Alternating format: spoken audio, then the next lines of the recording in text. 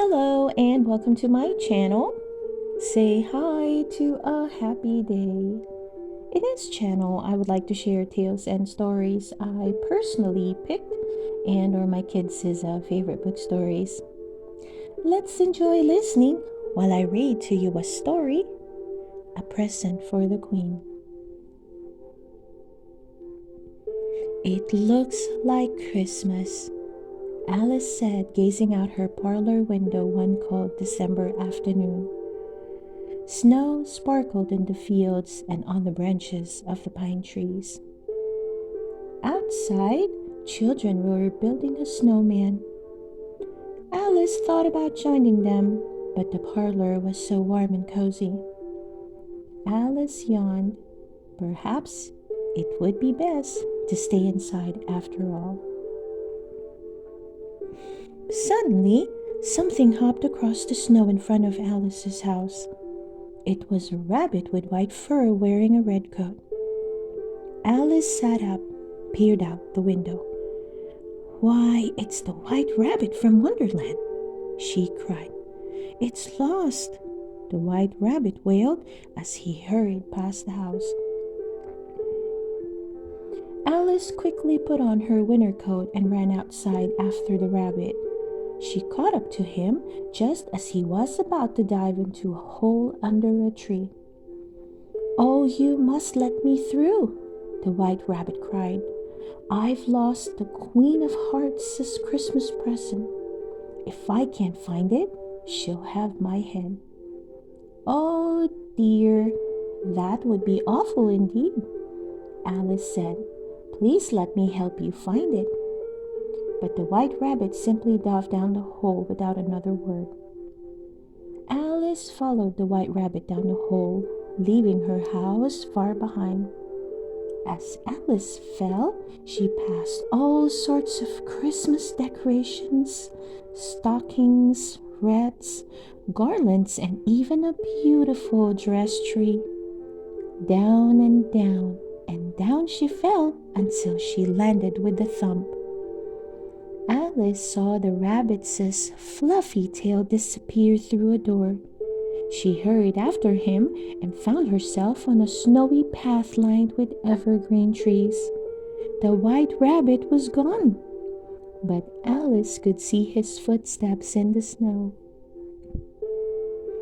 Alice made her way down the path, admiring the lights on the trees. Then she noticed something. "Why, they're fireflies!" she exclaimed. All at once, the footprints stopped. "I've lost him," Alice said with a sigh. "Lost who?" someone asked. A toothy smile appeared in one of the snowy trees, followed quickly by a purple striped cat around the smile. "Cheshire Cat," Alice cried happily. "Maybe you can help me. The white rabbit has lost the Queen's present and—" "But that's a lost what?" the cat interrupted, grinning down at Alice. "I thought you said you lost the who?" Alice frowned.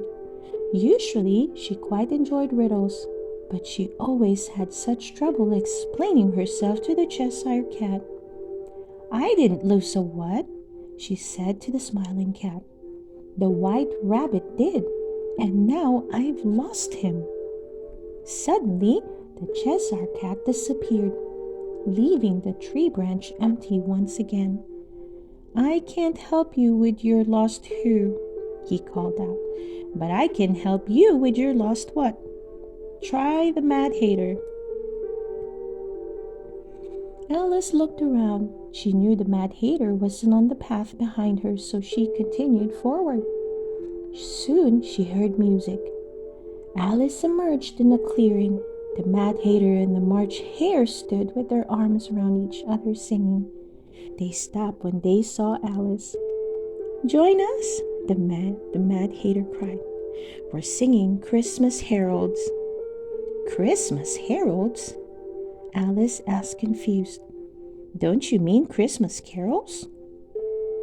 "What does carol have to do with it?"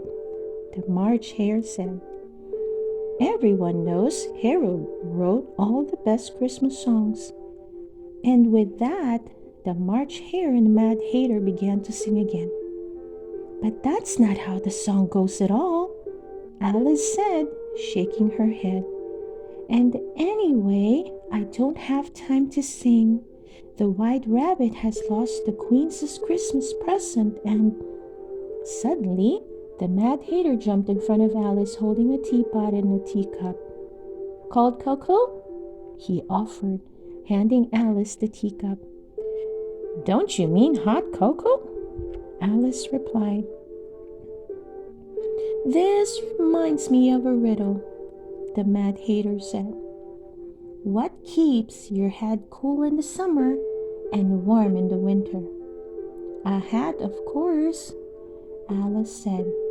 Now please, I need your help. The Queen's present is lost. With a twinkle in his eye, the Mad Hatter took off his hat. Sitting atop his head was a large box wrapped in Christmas paper. And lying on top of the box was the tiny sleepy dormouse. There you are, the Mad Hatter said, grabbing the dormouse. And here you are, the March Hare said, handing Alice the present. Oh, thank you, Alice cried. Now if you would be so kind. But the Mad Hatter and the March Hare weren't listening to her anymore. They had burst into song again. As they continued to sing, Alice realized she would have to keep looking for the White Rabbit on her own. Shaking her head, Alice left with the clearing. As she made her way through the trees, she saw what the White Rabbit's footprints had appeared. Alice didn't want to lose the cracks again. She carefully followed them all the way to the Queen's castle. As she approaches the gates, the Queen's guards grabbed her. The Queen's got a reward out for your head, one of the guards said. The guards brought Alice to the throne room, where the White Rabbit was busy apologizing to the Queen. I'm sorry, Your Majesty, he said, stammering. I had your present and then I lost it. The Queen had heard enough. She stood and pointed down at the White Rabbit. Off with his head, she shouted. No, Alice cried, breaking away from the guards. The present isn't lost. I found it. The Queen glared at Alice. Off with her head, she yelled. The King coughed quietly and placed his hand on the Queen's arms. Perhaps you should open the present first, dear, he suggested meekly. The Queen eyed the present. I suppose I could, she said, tearing off the box's wrapping. Her eyes lit up as she pulled out a small Christmas tree.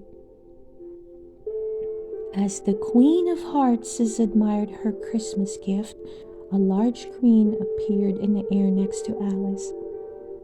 Now might not be the worst time to slip away, it said. Alice nodded and quickly stalked out of the room. As soon as she was safely out of sight, she began to run, but she slipped on a patch of ice and hit her head. Everything went black. When Alice opened her eyes, she found herself back in her parlor. She yawned sleepily. What a strange dream I've just had, she said. Stretching, Alice looked out the window.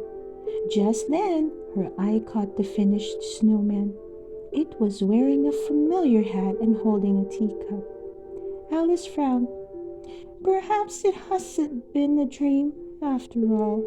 The end. I hope you enjoyed listening to the story, A Present for the Queen.